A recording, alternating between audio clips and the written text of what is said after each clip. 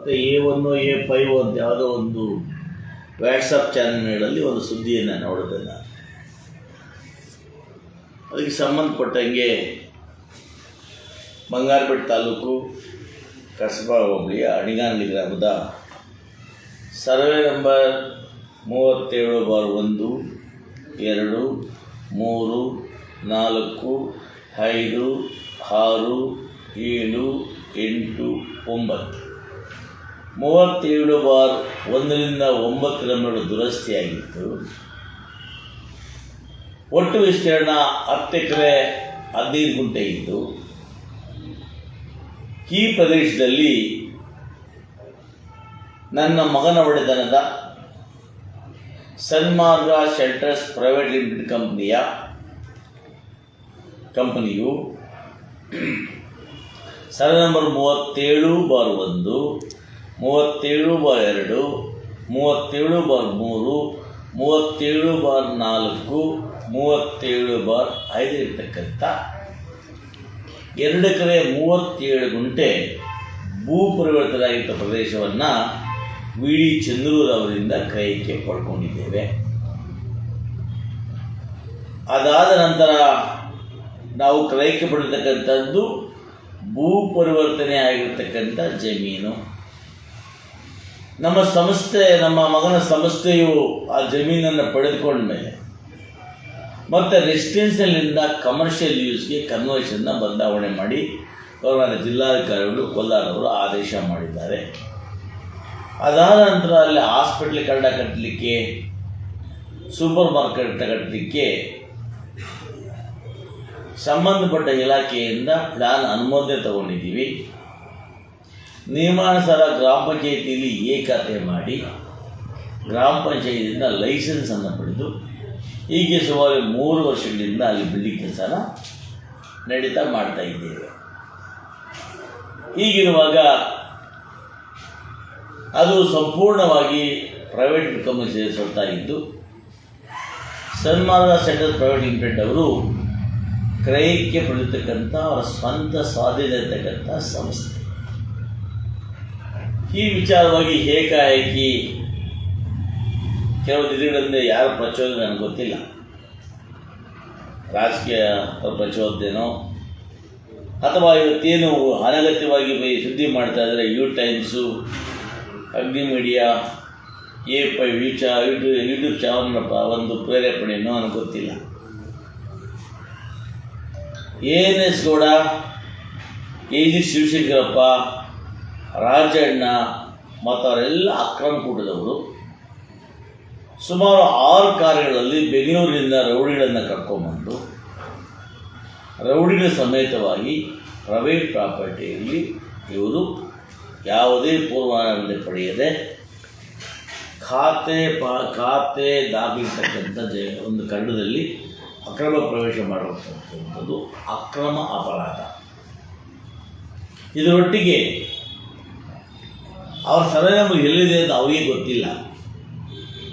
ಅನಗತ್ಯವಾಗಿ ಅಲ್ಲಿ ಅವರು ಬಂದು ANS ಗೌಡ, AG ಶಂಕರಪ್ಪ ಮತ್ತು ಅವರೆಲ್ಲ ಬಂದು ಅಲ್ಲಿ ಉದ್ದೇಶಪೂರ್ವಕವಾಗಿ ಈ ಒಂದು ರೆಪ್ಯೂಟೆಡ್ ಕಂಪನಿ ಸಂಸ್ಥೆಗೆ ಕೆಟ್ಟ ತರಬೇಕು ಅನ್ನೋ ಪ್ರಯತ್ನಗಳನ್ನು ಮಾಡ್ತಾ ಇದ್ದಾರೆ. ಈ ಬಗ್ಗೆ ನಮ್ಮ ಕಂಪ್ನಿ ವ್ಯವಸ್ಥಾಪಕರು ಅಥವಾ ಪೊಲೀಸರಿಗೆ ದೂರು ಕೊಟ್ಟು ಕ್ರಮ ತಗೊಳ್ಳಿಕ್ಕೆ ಕೇಳಿದ್ದಾರೆ.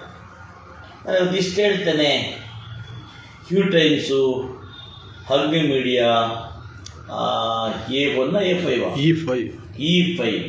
ಇವ್ರಿಗೆ ಹೇಳ್ತೇನೆ, ಪ್ರೈವೇಟ್ ಪ್ರಾಪರ್ಟಿಯಲ್ಲಿ ನಮ್ಮ ಸ್ವತ್ತಿನಲ್ಲಿ ಬಂದು ನೀವು ಅದನ್ನು ವಿಡಿಯೋ ಮಾಡಲಿಕ್ಕೆ ನಿಮಗೆ ಯಾರು ಅಧಿಕಾರ ಕೊಟ್ಟರು? ಇದು ಸರ್ಕಾರಿ ಆಸ್ತಿ ಅಲ್ಲ, ನಮ್ಮ ಸ್ವಂತ ಆಸ್ತಿ. ಆ ಆಸ್ತಿ ಮೇಲೆ ಬಂದು ನೀವು ಆ ಬಿಲ್ಡಿಂಗ್ಸನ್ನು ತೋರಿಸಿ ಸುದ್ದಿ ಮಾಡಿ ನಮ್ಮ ಸಂಸ್ಥೆ ಹೆಸರು ಕೆಡಿಸಲಿಕ್ಕೆ ಬಹುಶಃ ಯು ಟೈಮ್ಸ್, ಅಗ್ನಿ ಮೀಡಿಯಾ, ಆಮೇಲೆ E5 ಇರತಕ್ಕಂಥ ಚಾನಲ್ಗಳವರು ಉನ್ನಾರ ನಡೆಸ್ತಾ ಇದ್ದೀರಿ. ನಾನು ಈ ಮೂಲಕ ನಿಮಗೆ ಎಚ್ಚರಿಕೆ ಕೊಡ್ತೇನೆ, ನೀವು ಪ್ರೈವೇಟ್ ಪ್ರಾಪರ್ಟಿಗಳಲ್ಲಿ ಅಕ್ರಮ ಪ್ರವೇಶ ಮಾಡಿದ್ರೆ ಇವತ್ತು ನಾವು ನಿಮ್ಮ ಮೇಲೆ ಕೂಡ ಇವತ್ತು FIR ದಾಖಲಿಸಿ ಮಾಡ್ತಾ ಇದ್ದೀವಿ. ಎರಡನೇದಾಗಿ ನೀವು ಒಂದು ಪ್ರಸಿದ್ಧ ಕಂಪನಿಯನ್ನು ಕೋಟ್ಯಾಂತರ ಬಂಡವಾಳ ಹಾಕಿದ ಕಂಪ್ನಿ ಮೇಲೆ ನೀವು ಯಾರೋ ಹೇಳಿದ ಅಂತೇಳಿ ಆ ಕಂಪ್ನಿ ಆ ಒಂದು ಸಂಸ್ಥೆಯನ್ನು ಮೀಡಿಯಾಗಳಲ್ಲಿ ತೋರಿಸ್ತಕ್ಕಂಥದ್ದು ಕೂಡ ಅಕ್ರಮ ಅಪರಾಧ.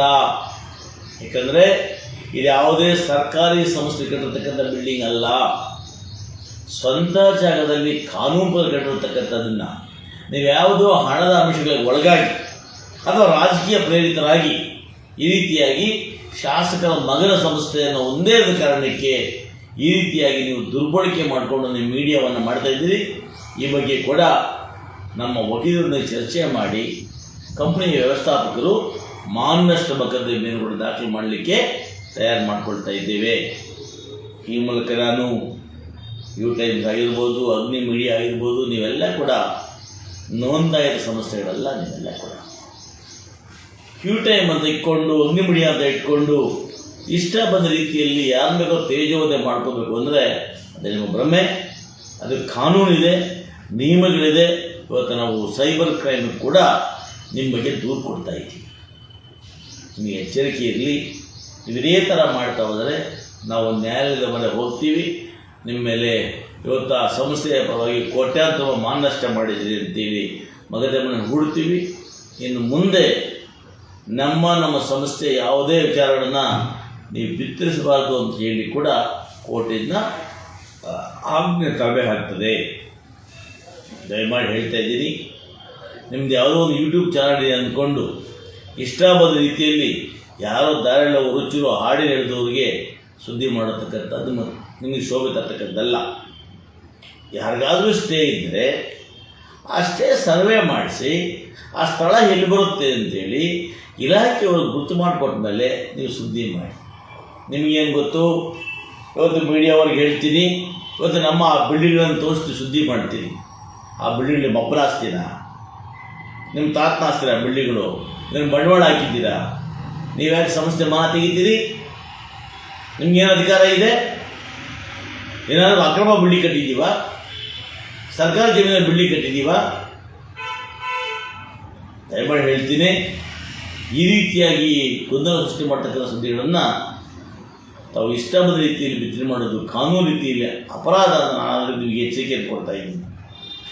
ಇನ್ನು ಮುಂದೆ ಇದೇ ಪ್ರವೃತ್ತಿ ಮುಂದುವರಿಸಿದರೆ ನಮ್ಮ ವಿರುದ್ಧ ಕಾನೂನು ಹೋರಾಟವನ್ನು ಮಾಡಬೇಕಾಗ್ತದೆ ಮಾತನ್ನು ಕೂಡ ಹೇಳಿ, ಇವತ್ತೇನು ಈ ANS ಗೌಡ ಮತ್ತು ಅನೇಕರು ಇವತ್ತು ವ್ಯಾಟ್ಸಪ್ಗಳಲ್ಲಿ ನಾನು ಆಚಾರಗಾಯಲ್ಲಿ ಹೋದೆ. ನಾನಿವತ್ತು ಯು ಟೈಮ್ಸು ಇವರಿಗೆ ಮಾತಾಡ್ತೀನಿ, ನಿಮ್ಮ ಮನೆಗೆ ಯಾರಾದರೂ ಕೂಡ ಅಕ್ರಮ ಪ್ರವೇಶ ಮಾಡಿ ಮನೆ ನಂದು ಅಂದಾಗ ನೀವು ಅವ್ರ ಕಾಲು ಪಾದ ಪೂಜೆ ಮಾಡಿ ನಮಸ್ಕಾರ ಹಾಕಿ ಮನೆ ಬಿಟ್ಬಿಟ್ಟು ಆಚೆ ಹೋಗ್ತೀರಾ? ನಾನು ಹಾಗೇನೆ ನನ್ನ ಸಂಸ್ಥೆ ಬಳಿ ಹೋದಾಗ ನಮ್ಮ ಒಬ್ಬ ಜಮೀನಿನ ಮಾಲೀಕನಾಗಿ ಹೋಗಿ ಆಚೆ ಹೋಗಿ ಅಂತ ಹೇಳೋ ಹಕ್ಕು ನನಗಿದೆ. ನನ್ನ ಆಸ್ತಿ, ನಿಮ್ಮ ಆಸ್ತಿ ಅಲ್ಲ. ನಾನು ಇವತ್ತು ನಿಮ್ಮನೆ ನಿಮ್ಮ ಸ್ವಂತ ಆಸ್ತಿಗಳಲ್ಲಿ ಬಂದು ಯಾರಾದರೂ ಕೂಡ ಕೂತ್ಕೊಂಡು ನಂದು ಅಂತ ಹೇಳಿದಾಗ ನೀವು ಮಾಡ್ಕೊಳ್ಳಿ, ಬೇಕಾದರೆ ಅವ್ರ ಪಾದ ಪೂಜೆ ಮಾಡಿ, ಇಲ್ಲಪ್ಪ ನಿಮ್ಮ ಮಂದೆ ತೊಗೊಂಡ್ಬಿಟ್ಕೊಂಡು ಹೋಗಿ ಅಂತ. ಆದರೆ ನಮ್ಮ ಮಗನ ಸಂಸ್ಥೆ ಕೋಟ್ಯಾಂತರ ಬಂಡವಾಳ ಹಾಕಿರೋದ್ರಿಂದ ಅದನ್ನು ನಾವು ದಾರಿ ಹೋಗೋದೆಲ್ಲ ಬಿಟ್ಕೊಳ್ಳಿಕ್ಕೆ ಸಾಧ್ಯ ಇಲ್ಲ.